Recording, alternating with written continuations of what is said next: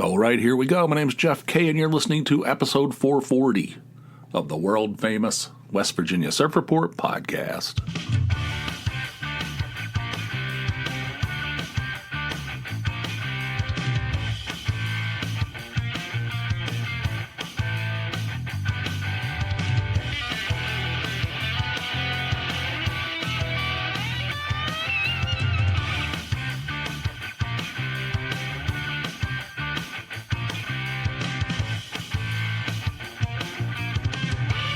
Remember how I told you guys I removed fast food from my life? I made it probably, I don't know how long. It was several months long where I didn't eat any fast food whatsoever. Then one night I didn't have a lunch at work. I usually take my lunch to work. And for whatever reason, I didn't have anything to take that day. And I went to Chick-fil-A. I went to Chick-fil-A that night, and it was my first fast food in months, right? And then I found myself slowly sliding back. I had this run of no fast food. It's one of those things like you say, you've got to be saving hundreds of dollars a month. Well, where's that money go? I don't know. It's like these people that stop smoking. I've never been a smoker, so I don't know. But I hear people all the time talk about, I'm spending all this money on smokes, but when I stop smoking, I don't feel like I have, where'd that money go? It's not like I have it. I don't have it. Where'd it go?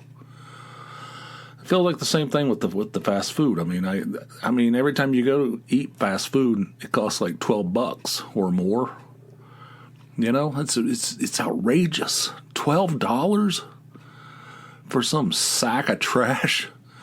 It's crazy. Anyway, but I went for several months and didn't eat didn't eat any fast food. The only exception is Sheetz.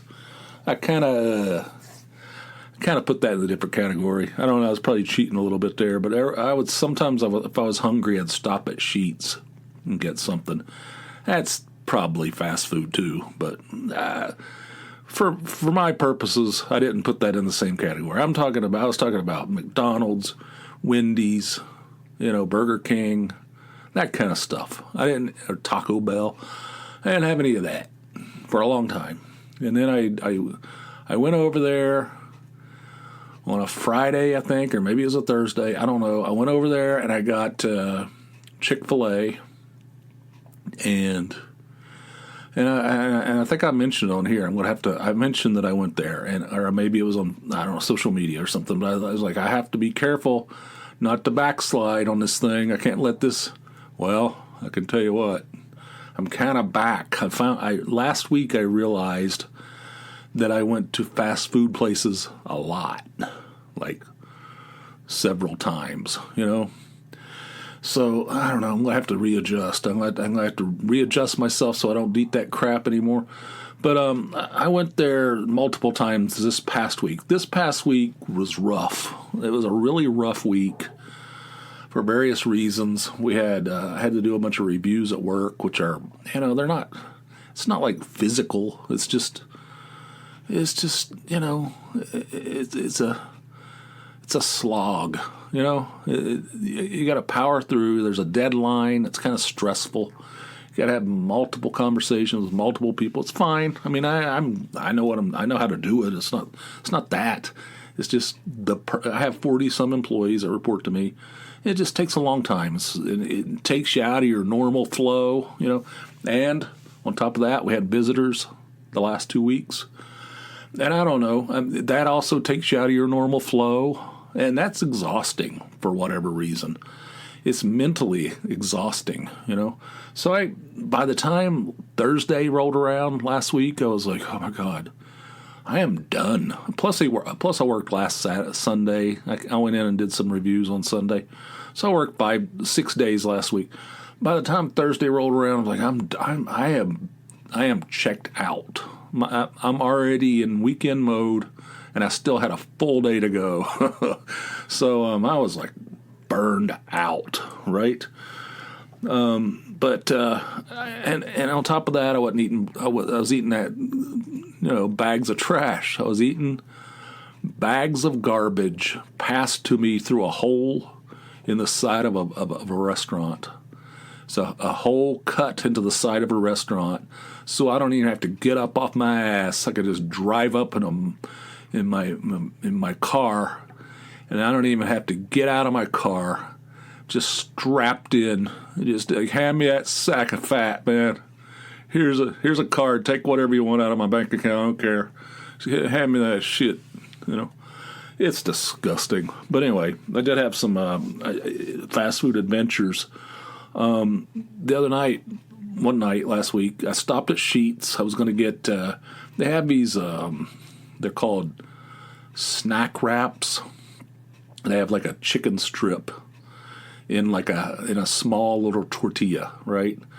And then you can have whatever you want on it. You can add whatever. So those things are good. They're pretty small, but you get 3 of them. It's a perfect, when you're hungry after work, I feel like it's not that terrible for you. I mean, it's deep fried chicken, but, and then you get lettuce on it and cheese and tomatoes and whatever you want on it. Yeah, so I went in there, and on the door was taped. It had something taped, a sign taped on the door. It said, "Cash only. Our systems are down," or something like that. It's like, cash? Who has cash? What is this, 1967? I don't have cash. I never have cash. I was like, oh, it's irritating, because that's what my inner sensors were set to those snack wraps. I'd already, while I was driving, that's what, that's my inner sensors were pointed in that direction. I thought, well, I have to go to McDonald's, I guess. McDonald's is right next door. So I get in my car, go back, drive out on the road there, go into McDonald's, get in line. They have the same sign. It's not exactly the same, but it says the same thing. Cash only. Like, what in the hell's going on? How could there be multiple, how could there be multiple businesses and their credit card machines are down, So I tried to back out of that thing. I tried to back out, and it was like not working very well. Then somebody pulled up behind me, so I had to sit in the line. And the guy goes, "Could I?"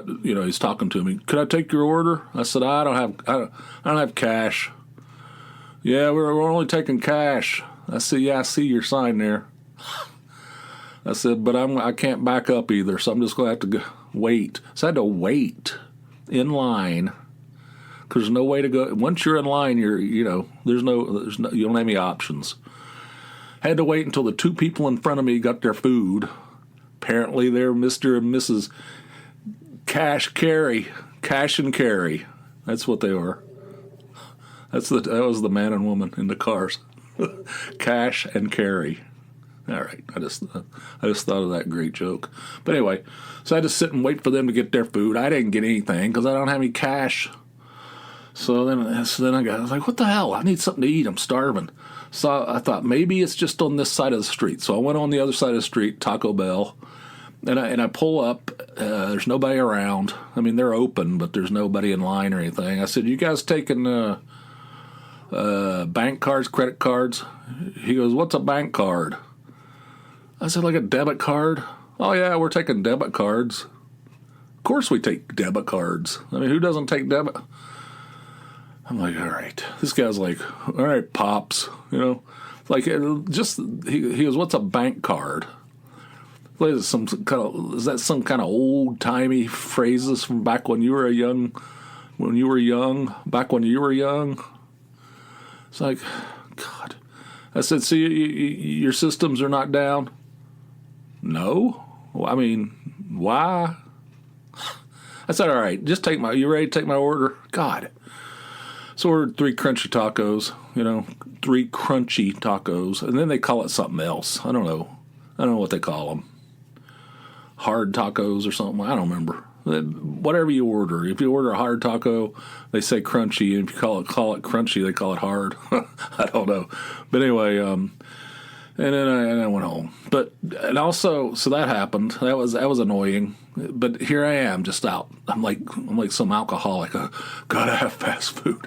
Gotta have fast food. I have one fast food meal, and I'm like backsliding, like some, like a drug addict or something. God, I'm out there late at night, just desperately going from fast food restaurant to fast food restaurant. Please, please serve me. I don't have any cash. Oh, all right.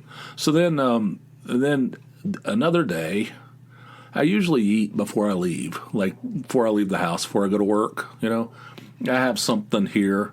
It's usually in the form of maybe a sandwich, like a grilled cheese, sometimes with ham, that kind of thing, grilled ham and cheese. And then I have sweet pickles, which always goes with grilled cheese for some reason. You got to have the small little sweet pickles, when you have grilled cheese. It's a good lunch. But for whatever reason, I think that day I had to go in early, and I didn't have time to make myself a lunch. So I was going to stop and get something on my way. Fast food again, And I was in the wrong lane, so I couldn't. I was going to go to McDonald's, and I was in the wrong lane, and there were so many cars out there I couldn't get over. So I thought, let's go to Burger King. Get up to Burger King. There's a line all the way around the building. I'm like, screw that. It's not worth it. God, it'll take me a half hour to get through that line. What the hell? Why is it so packed?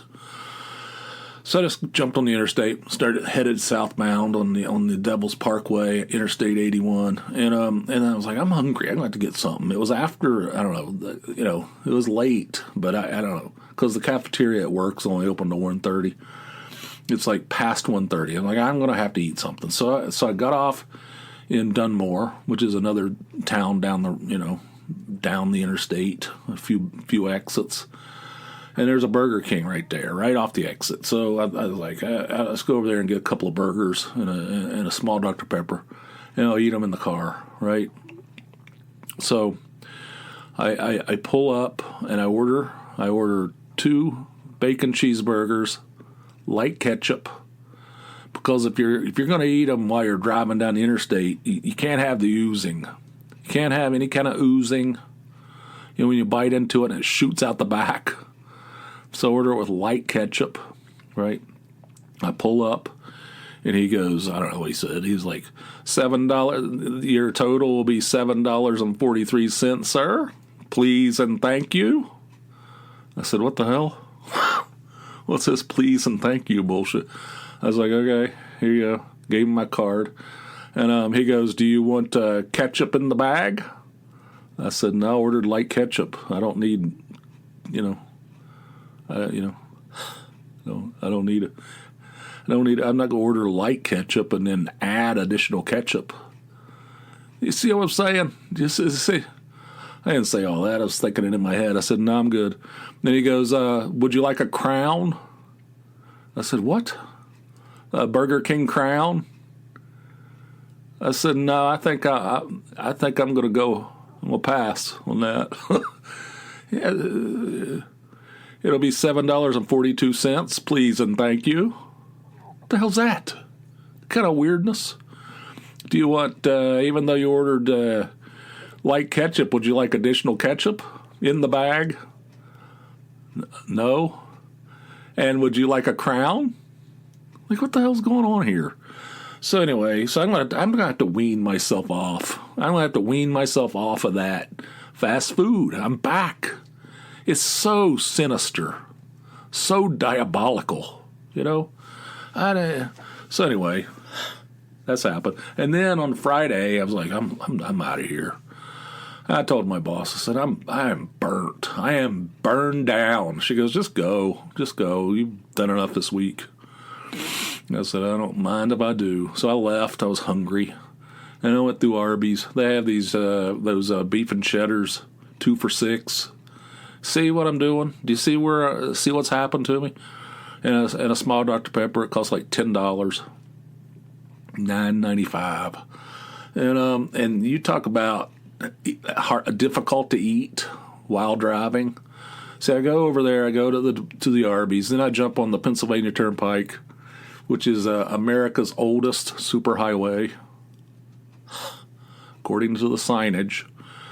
And then it's not as crowded, and it's right there. It's right. The entrance is right beside Arby's.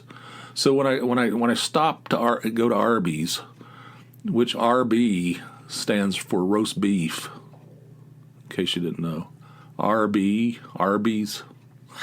Anyway, I jump on the America's oldest superhighway, and it's not as crowded as 81 because it costs money to drive on that thing.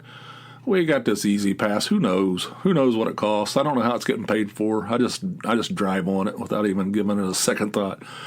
But so there's not a whole lot of cars on it, but it's difficult to drive and eat a frickin' beef and cheddar because without dripping it down the front of your shirt, you know. But I did it. I didn't get anything on my shirt because it has like some kind of sauce on it that's got some kind of like liquefied cheese on top of there. It's very difficult. But I ate it. I ate the whole two of them and didn't get a drop on me. It's because I'm a professional, seasoned professional. Anyway, I got to break the habit again. It disgusts me. It disgusts me how fast it comes back. Just get right back into it. You know, it's like it's so convenient, but it's expensive and it's terrible for you. I don't want to be in a box. You know, I got a lot of shit I got to get done before it's over. You know, I got things to do. I can't be in a box. I can't have that anyway. So that's a terrible thing that's happened to me. It's my own fault. Let's see what else. Oh, I talked about this on the Patreon episode, but something positive I did, and I encourage you, you know, to do the same if you're so inclined. Is I removed the Facebook app from my phone. And just removed it. Just took it off my phone. I didn't cancel. I didn't close out my account, or I didn't close out my page or anything like that. It's still sitting out there. I just don't access it, you know, because 99% of it was on my phone. I don't ever look at it when I'm at home on my home computer. I look at Twitter sometimes because there's all kinds of baseball news on there, but I don't look at Facebook when I'm at home. So I basically erased Facebook from my life, and I don't miss any of it. I hate it. It is one of the most infuriating things. I cannot stand Facebook. It's not so much Facebook. I mean, Facebook's just a tool. It's not Facebook, the platform. It's the people who use it. You know, once you get human beings involved, everything goes down the old poop catcher. So that's working out great. You know, I'm backsliding on the fast food, but at the same time, I've eliminated a source of major aggravation from my life. And that's that stupid Facebook. And it was on my, it was on the front page, of my apps on my phone. So I would just absentmindedly hit it. I'd open it like all the time and I'd just start scrolling through there, just absentmindedly looking at it. And then I'd read some of the comments. Next thing you know, my blood pressure's ratcheting up because people are so stupid. God. And, I mean, it's just terrible. I mean, there's so much showboating on there and so much negativity and cynicism. It sucks. I can't stand that.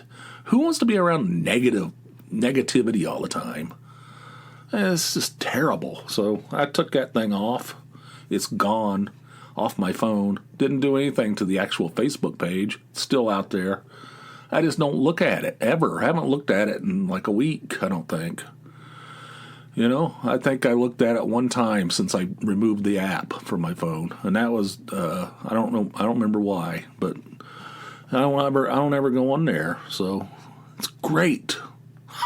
That's a positive development. Also another positive development, but bought the Reds and Nationals tickets. Me and the older boy are going to go down to Washington, D.C. in July, and we're going to go do some sightseeing, the historical stuff. the monuments and the museums and stuff.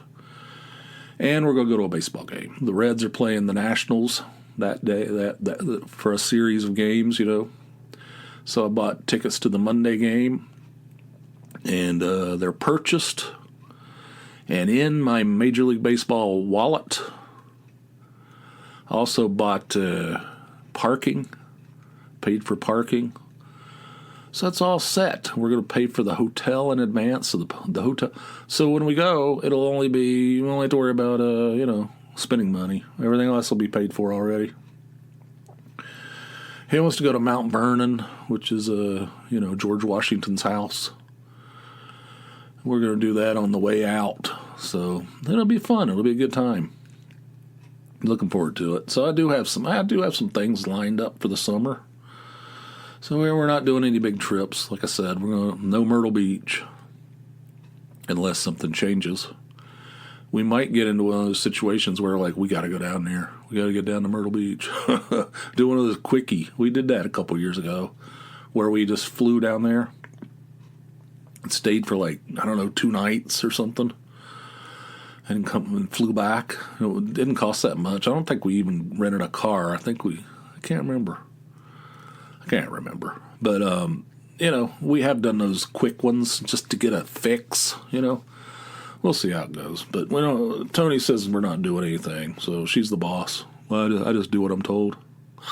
Yesterday I went to Costco down in Allentown, where the sky is blue, the birds are chirping, people are skipping hand in hand through the streets. And we got, that place was, for one thing, it was packed. I don't think I've ever seen it that crowded. It was pandemonium in there. You couldn't even walk.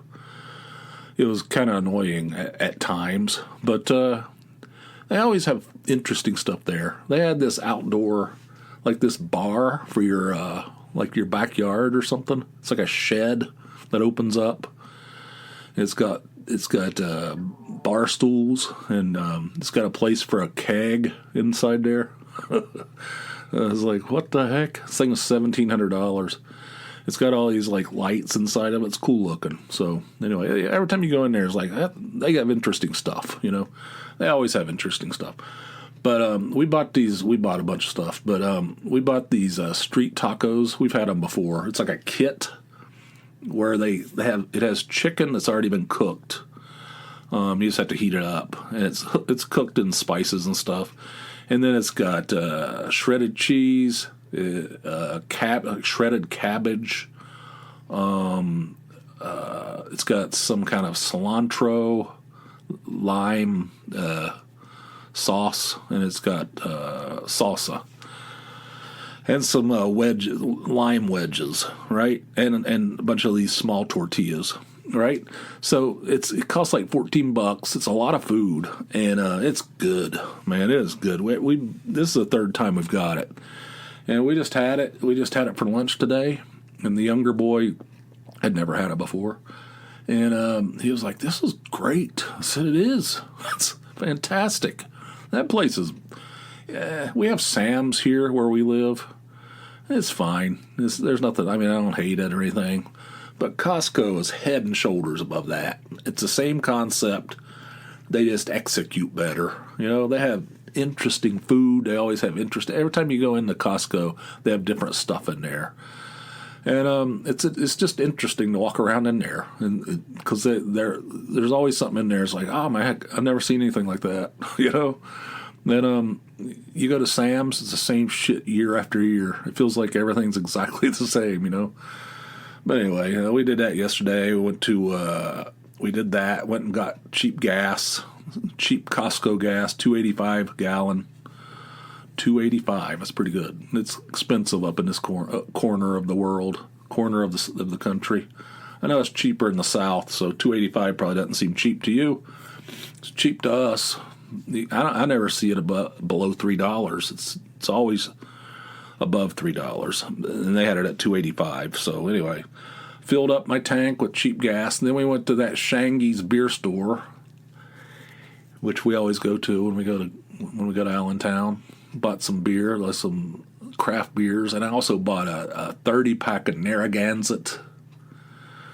You ever had that shit? It's like a regional cheap beer, like a Pabst, but it's Rhode Island, and it's up in this area.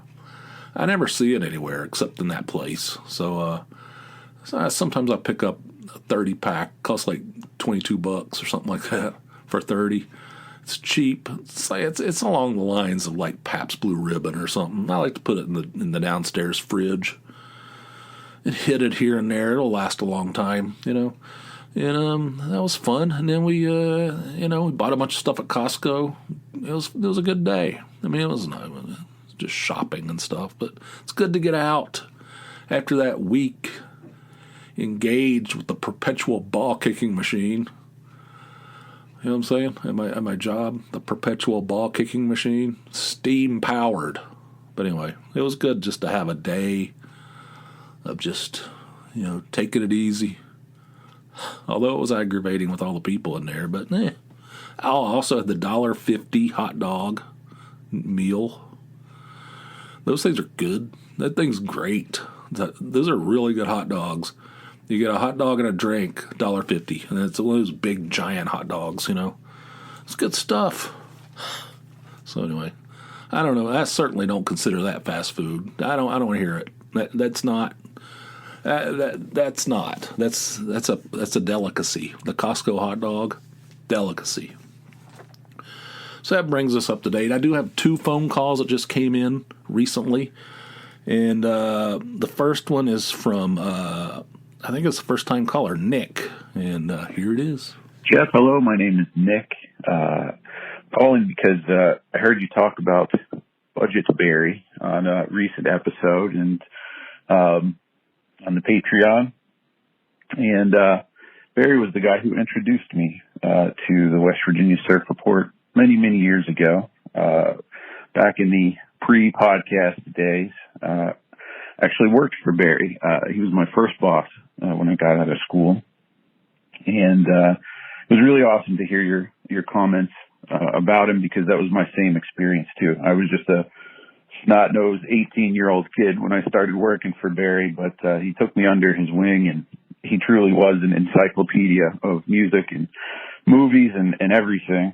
This was the heyday of MP3s too, so those MP3 files were just flying around, spindles of CDs. We would buy those big, tall, 50 stacked spindles of CDs and constantly share music with each other. And so many of my favorite bands and movies and other things came from Barry. And thankfully, learned a lot from him as my boss. But he hated when I called him that, because he just wanted me to call him a friend. And I'm super thankful to have known him, and it was great to hear your experiences with him, because they matched mine so much. I thought I'd share a quick story just to talk about his sense of humor, and then maybe see if you have any stories about Barry that you would like to share. But he told me about this lady that we've worked with. She had one of those faces that was kind of like a cartoon caricature. When you looked at her, like if you just saw like a character artist on the street, like he could do a really, really great picture of this lady. She was a real sweetheart.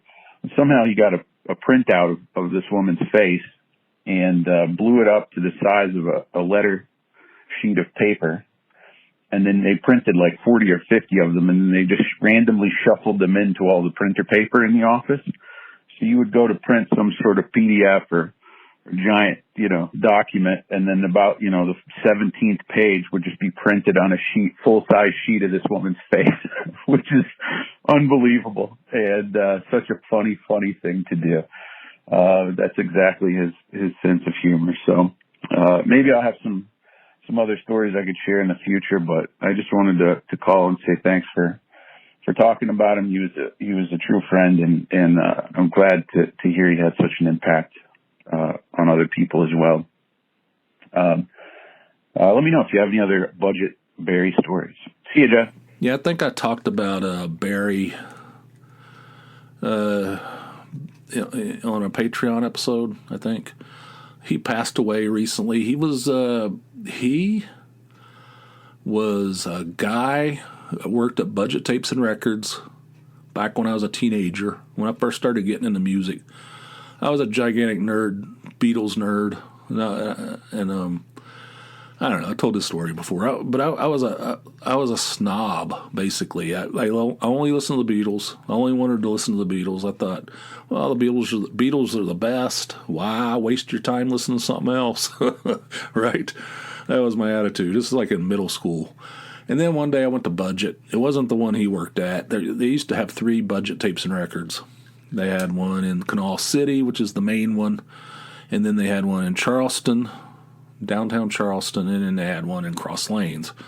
I went to the Cross Lanes store. This was before I could drive, all right? My mother took me out there. I can remember she was sitting, because I wanted to pick up a new George Harrison album. There was a new George Harrison album that just came out, and I wanted to buy it. And I asked her if she'd drive me out there, after she worked all day, probably after she made dinner, I said, you take me to Budget because I want to buy a George Harrison. It's like no consideration whatsoever. But she said yes, took me out there. And I went in there and I bought the George Harrison album. And I was flipping through the stacks, looking at the John Lennon section, looking at the Ringo Starr section, looking at the Paul McCartney. There's a ritual. I don't know if I did it in order, John, Paul, George, and Ringo. I don't know, but I flipped through all their sections, see if there's anything new in there. I was just flipping through, and they were blasting some song. They were blasting some album in there. It's like, I didn't know what it was. I had no idea, but I liked it. And I went up to the counter. I said, what is this? And the guy handed me the cover of Boomtown Rats, A Tonic for the Troops. It's their second album, Irish. I don't know. They get lumped in with punk. They get called punk. I don't know if that's true. I don't. I wouldn't consider them punk, but they're from that world. And I was like, sounds pretty good. He goes, it's great. I said, all right, thanks. And I went back and started finishing my ritual, and ended up buying it. And I felt like I was cheating on the Beatles. I was like, I hope Paul can forgive me for this, Woo, I'm getting emotional. But anyway, I love that record. I know that thing like the back of my hand. I listened to that thing hundreds and hundreds of times. It's a great record. The second album, Boomtown Rats, A Tonic for the Troops. So that's when I became completely obsessed. It opened a Pandora's box. It was the slipperiest of slopes. And I started hanging out at Budget, down at the main store, which is in Canal City. That's where Barry worked. And I was a goober. I was a big old nerd. I was a nerd, basically. And but he treated me with respect. He didn't dismiss me. He would talk to me about music, and he was engaged with me, and I don't know. He knew everything. I worked in the music industry for 17 years. I met all kinds of people that were super, super into music. I don't think I ever met anybody that knew more than Barry, And he just treated me with respect and didn't just dismiss me with a sneer, and most people would do, especially in record stores. They're full of snotty assholes. But he was just he taught me so much about music. He turned me on to bands I would have never heard of before, and he's just a great guy. He's almost like a mentor. And I was obsessed. I went full in. I started reading every magazine I could read. Started amassing all this knowledge, but I'd never match what and like you say, it was movies too. That wasn't really my wheelhouse.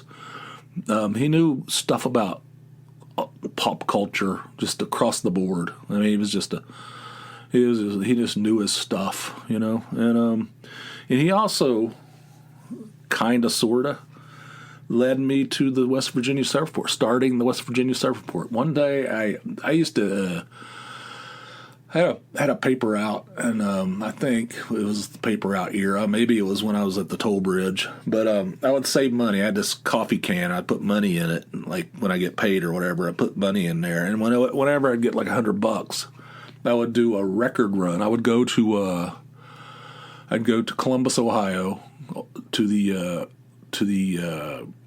campus of Ohio State. There's a whole bunch of great record stores there. And I'd buy records, spend the day buying records. Sometimes I'd go with my girlfriend, Kelly. Sometimes I'd go by myself and just make a day out of it. It was fun. I'd drive up to Columbus, Ohio, go to Singing Dog, School Kids, all these great record stores. Magnolia, Thunder Pussy. Then I told Barry I was going to go up there one time.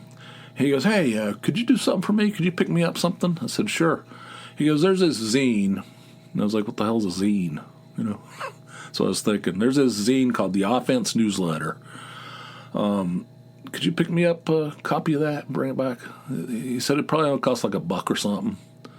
I said, "Yeah." I don't know if he gave me the money. I don't know. It doesn't matter. I said, yeah. I think he said, "I'll pay you when you get it," or whatever. I don't remember. It was only like $1 or something like that. I said, "Sure, no problem." I said, "Where do they sell it?" And he said, "Singing Dog." I said, "Okay, no problem." So I went and I sought that out, called the Offense Newsletter, and I bought a copy for him, bought a copy for me. I thought, if Barry likes this, I have to check it out too. So I took it back to him, and I was reading that thing, and I was like really into like comedy writing. I wanted to be a comedy writer. I was really into music, and I also wanted to be a comedy writer. I wanted to write for Letterman, that kind of stuff. That was my dream, my secret dream. So, I was reading through that thing, and it was a zine about this record label in England called 4AD, and all the artists that recorded for that label. That's what it was about. So but in the back, it had this section about other zines, right? And it mentioned this thing called Fact Sheet 5. It said, "This is the zine Bible. This is where all the focus. Where these are the people that review zines and everything." So I went on there and sent them my money and ordered a copy of Fact Sheet 5, and I became fully obsessed with zines at that point, And that came because of Barry, because he sent me off after this, the Offense Newsletter, right? And I thought, I'm going to start my own. I'm going to write my own comedy zine. That had never popped into I would have never come up with that on my own. I didn't even know those things existed. So I came up with this thing. I called it the West Virginia Surf Report, and it was just like some kind of stupid ass joke about, it's like I don't know. I was reading this book called Trout Fishing in America. It didn't really have anything to do with trout fishing in America, And it also was like a play. It was like a joke because it was, West Virginia's landlocked, that kind of thing. So I thought it was kind of I like the sound of it. And I like the sound of the West Virginia Surf Report, and the fact that it had nothing to do with it. It really had nothing to do with West Virginia. Certainly had nothing to do with surfing, right? So that's where it started. So Barry, once again, and then he ended up doing the cover of my novel. He did a whole bunch of graphics at my website.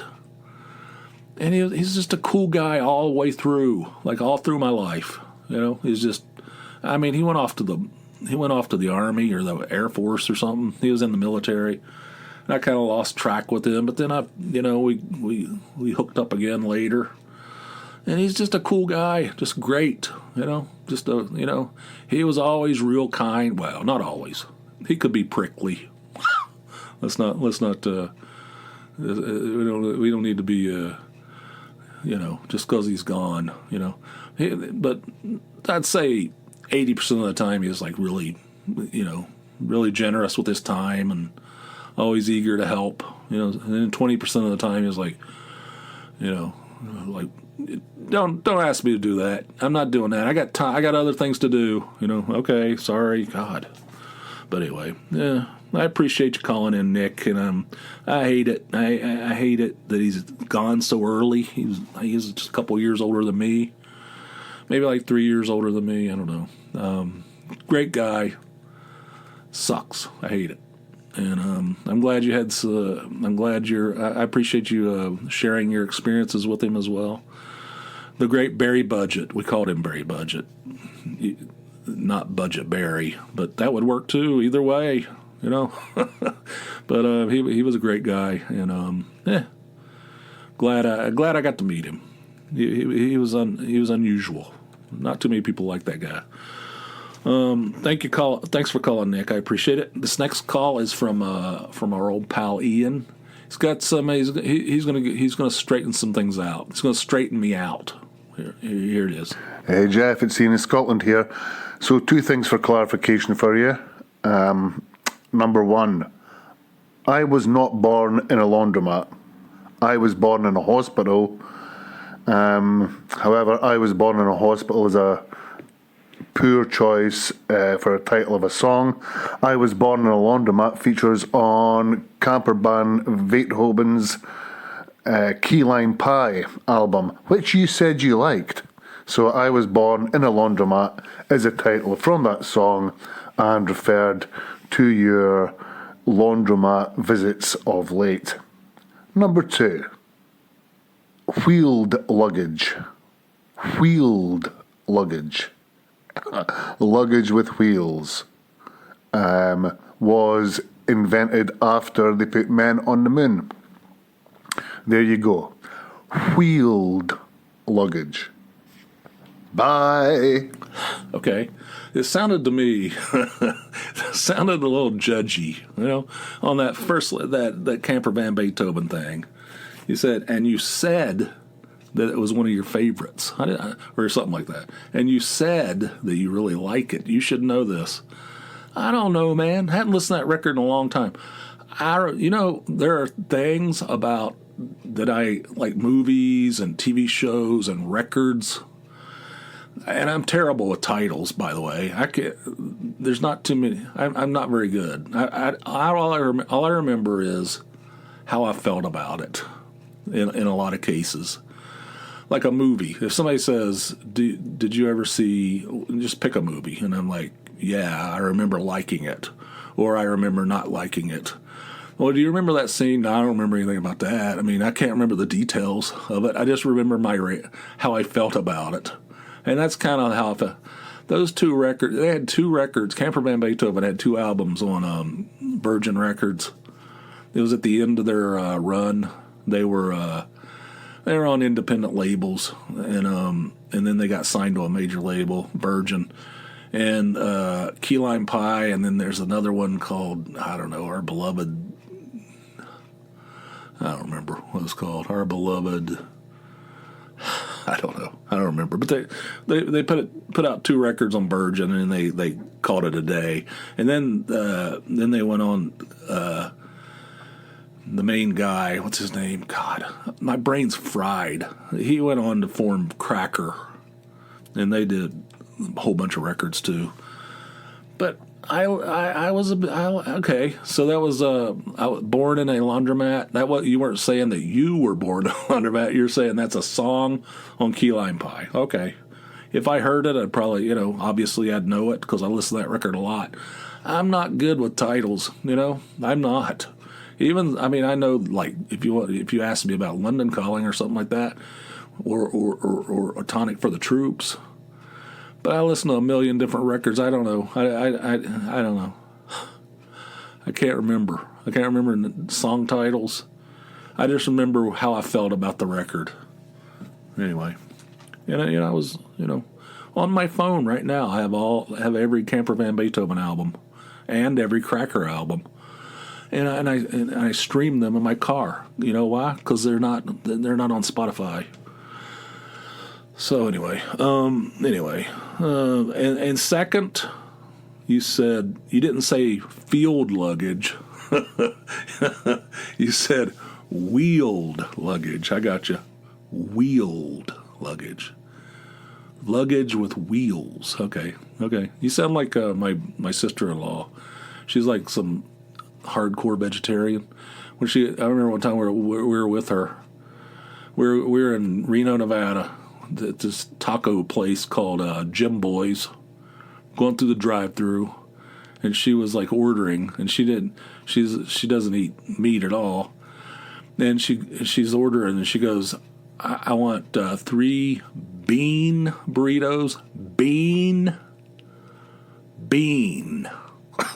It sounded like that reminded me of when you were saying wheeled. Okay, I get it now. So luggage with wheels was invented after we put a man on the moon. Gotcha. It's true. You'd think that if they could put a man on the moon, somebody would have thought of putting wheels on luggage. It's true. Those things should have went in the other direction.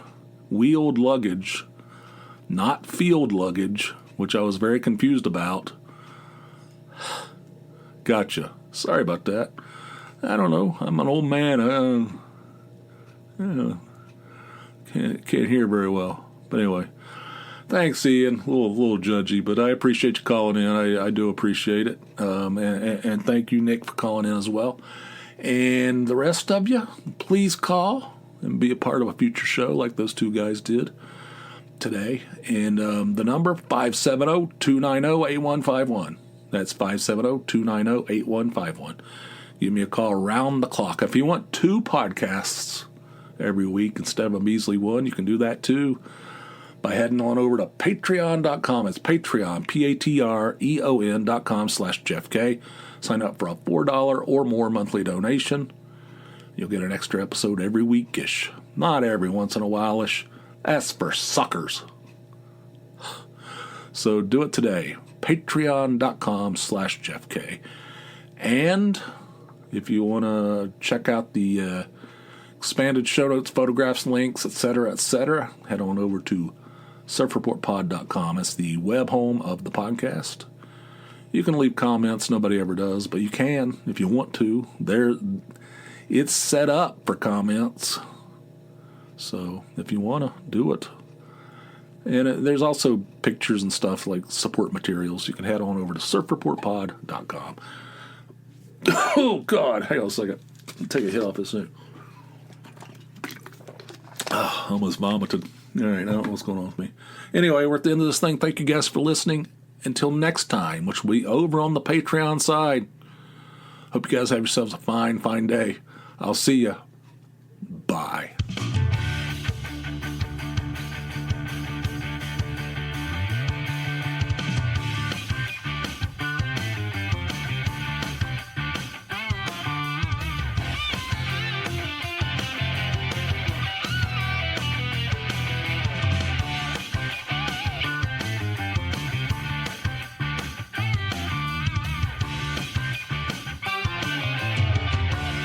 Can't have any kind of oozing.